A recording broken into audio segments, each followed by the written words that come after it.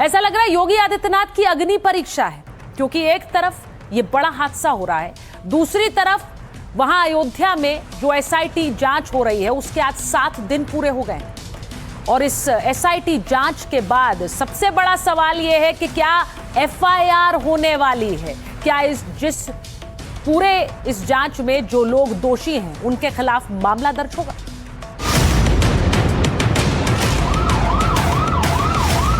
SIT की report, किस किस पर होगी एफआईआर। सोना चांदी जवाहरात सब गायब, किस पर गिरने वाली है गाज। चंदा चोरों पर अब चलेगा योगी का बुलडोजर। अयोध्या के राम मंदिर चढ़ावे की चोरी की जांच पूरी होने वाली है। एसआईटी की 7 दिन की जांच हो चुकी है। खबर तो यह है कि ये अभी तक की जांच रिपोर्ट मुख्यमंत्री को सौंपी जाएगी, लेकिन मैं सबसे पहले आपको तस्वीरें दिखाना चाहती हूं उन आभूषणों की, उन गहनों की, उन चढ़ावे की जो मंदिर में चढ़ाए गए लेकिन अब उनका हिसाब ही नहीं है। ये देखिए, ये जो हीरे का हार है जो कि भगवान प्रभु श्री राम को चढ़ाया गया, ये गायब है। कहां है किसी को नहीं पता है। ये मंदिर में चढ़ाया गया। ये तस्वीर जो मैं आपको दिखा रही हूं, राम मंदिर से हीरे का ये हार गायब है। नाम प्रभु श्री राम का लिखा है, लेकिन किसके पास गया ये पता नहीं। अब दूसरी तस्वीर दिखाती हूं। ये एक हार है। दूसरा देखिए, 200 चांदी की ईंटें जो हैं ये गायब है। ये भी भक्तों ने चढ़ाई, लेकिन ये चांदी की ईंटें कहां गई। ये प्रभु श्री राम के चरणों में अर्पित की गई, लेकिन इन्हें लेके कौन चंपत हुआ पता नहीं। ये गायब है। ये देखिए, ये है वो चांदी की ईंटें। अब इसी के साथ साथ मैं आपको दिखाती हूं तीसरी तस्वीर। ये प्रभु श्री राम को अर्पित की गई चरण पादुका है, ये भी गायब है। ये किसके पास है, क्योंकि ये चांदी की चरण पादुका। अब जिन लोगों ने ये दान दिया है वही सवाल पूछ रहे हैं कि आखिर ये कहां गई है, किसको दी गई, इनका कोई हिसाब क्यों नहीं है। और इसीलिए आपको बताती हूं कि क्या क्या गायब है। एसआईटी की जांच में जो खबर आ रही है उसके मुताबिक क्या क्या गायब है। 200 किलो चांदी की ईंटें गायब है। सिंधी समाज ने चंपत राय के जरिए इन्हें चढ़ाया था, लेकिन इनका कोई हिसाब है ही नहीं। 35 किलो चांदी गायब है। Indian bullions and jewellers association के मेंबर्स ने इन्हें चढ़ाया था, इनका भी कोई हिसाब नहीं है। 3 किलो चांदी का दीपक, ये भी भगवान के चरणों में अर्पित किया गया। ये भी Indian bullions and jewellers association के हेड ने चढ़ाया, कोई जानकारी नहीं है। 60 किलो चांदी की शिलाएं चढ़ाई गई थी। उत्तर भारत ज्वेलर्स संगठन के अध्यक्ष ने इन्हें चढ़ाया था, इनके बारे में भी कोई जानकारी नहीं। हीरे का हार, सोने की चरण पादुका सूरत के श्रद्धालुओं ने टिन्नू यादव के जरिए चढ़ाई थी, कहां गई, अब वो हिसाब मांग रहे हैं। अब तो ऐसा हो रहा है कि जिसने चढ़ावा चढ़ाया और उसे रसीद नहीं मिली, उन सबको यह लग रहा है कि हमारा चढ़ावा कहां गया। चांदी का एक हार और चरण पादुका मैंने तस्वीर भी दिखाई, मुंबई के श्रद्धालु अजय विश्वकर्मा ने चढ़ावे में दिया था, इसके भी गायब होने की खबर है। अब रामलला के खजाने से चढ़ावा चोरी के आरोपों पर मुख्यमंत्री योगी के सामने एसआईटी की रिपोर्ट रखी जा सकती है। अब योगी साफ कर चुके हैं कि कोई दोषी होगा तो बचेगा नहीं। दावा किया जा रहा है कि इस मामले की जांच एसआईटी ने जो कर रही है उसने रिपोर्ट तैयार कर ली है। जल्द ही इस पर बड़ा एक्शन हो सकता है। अब आपको बताती हूं कि पिछले 7 दिनों में हुआ क्या है। एसआईटी रिपोर्ट में चढ़ावा चोरी के सबूत मिलने की बात कही गई। सीसीटीवी की जांच में चढ़ावे में हेराफेरी के सबूत भी मिले हैं, ऐसा भी माना जा रहा है। कुछ सीसीटीवी फुटेज तो जानबूझकर डिलीट करने का शक है, जिससे कि सच्चाई सामने ना आए।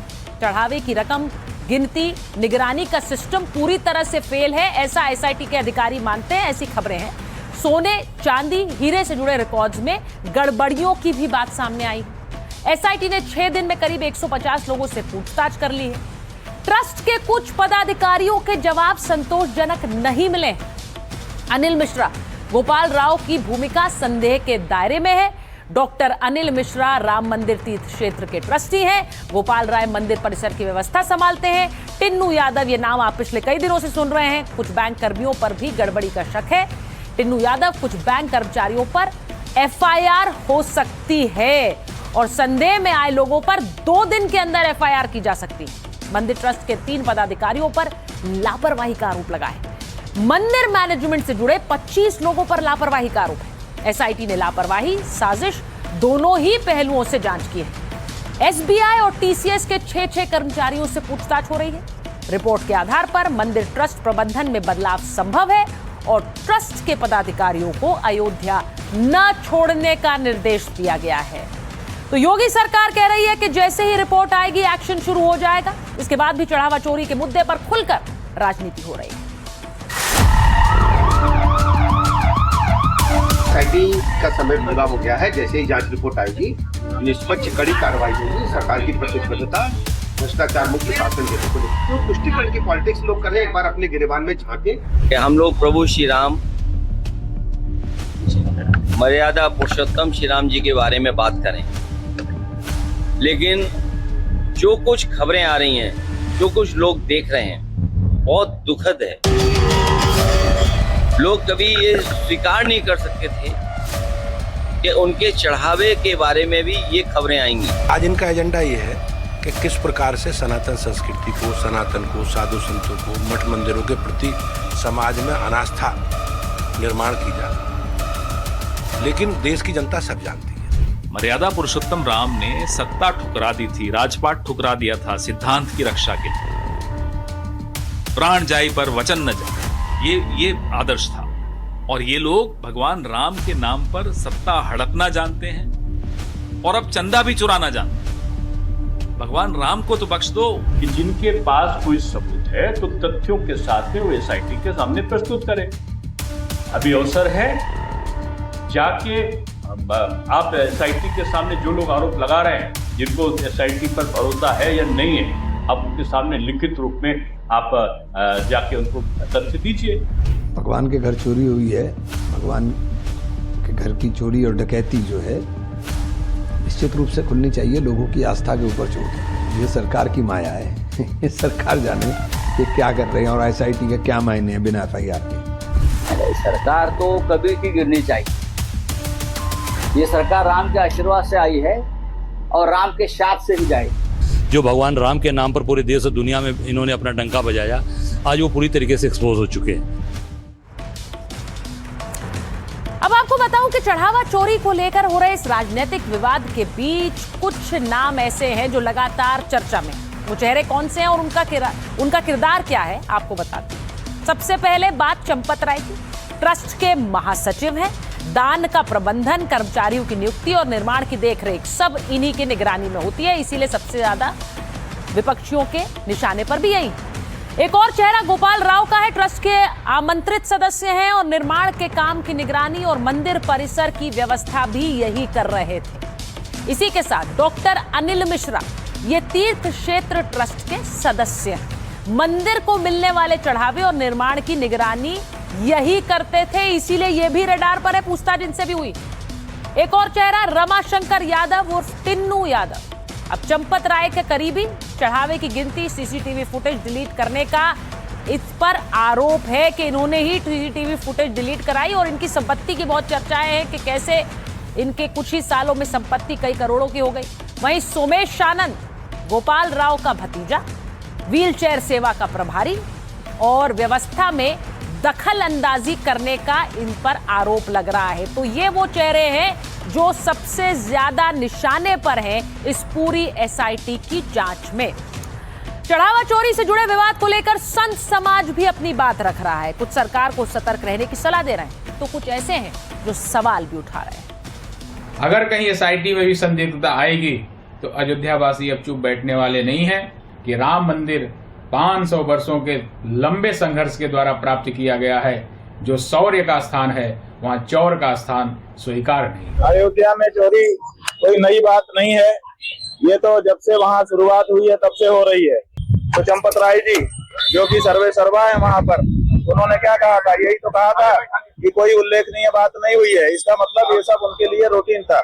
ये एसआईटी पे प्रश्न चिन्ह लगाना दुर्भाग्यपूर्ण होगा। अखिलेश यादव को इस तरह की टिप्पणियां नहीं करनी चाहिए और इस तरह की यदि टिप्पणियां करते हैं तो अखिलेश यादव की भी जांच होनी चाहिए। अगर कोई अन्य धर्म वाले होते तो एक बार कहा जा सकता था। हिंदू ही चोरी कर रहा है तो बड़ा दुर्भाग्य है। इसकी जांच हो और जांच में जो भी दोषी पाए जाएं उनको कठोर सजा दी जाए। देखिए, धैर्य रखना चाहिए। भगवान राम कि आस्था से के साथ भी से जुड़ा हुआ है, इसलिए बहुत ज़्यादा अनर्गल प्रलाप नहीं करना चाहिए किसी व्यक्ति को, और धैर्य रखना चाहिए और विश्वास करना चाहिए सरकार पे और एसआईटी पे। अगर अखिलेश जी के पास कोई साक्ष्य है, इनके चेले चपेटे के पास कोई साक्ष्य है, कोई एविडेंस है, कोई प्रूफ है, तो आकर के एसआईटी टीम को देने का काम करें। और इस सब के बीच मैं आपको बता दूं कि कल अयोध्या में क्या होने वाला है। कल राम मंदिर परिसर में ध्वजारोहण का कार्यक्रम, कैंपस में शेषावतार मंदिर पर यह ध्वजारोहण किया जाएगा। डिप्टी सीएम ब्रजेश पाठक, केशव प्रसाद मौर्य वहां पर पहुंचेंगे। उत्तर प्रदेश के दोनों डिप्टी सीएम मुख्य अतिथि रहेंगे। चंपत राय मंच पर होंगे या नहीं, इस पर एक बड़ा सस्पेंस है, क्योंकि केशव मौर्य ने चंपत राय को आदरणीय कहा, पूजनीय कहा था। शुक्रवार को अयोध्या में मुख्यमंत्री के साथ तो वो नहीं दिखे थे।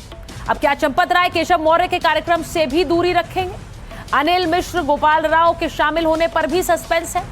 अब 3000 से अधिक मेहमान ध्वजारोहण में शामिल होंगे।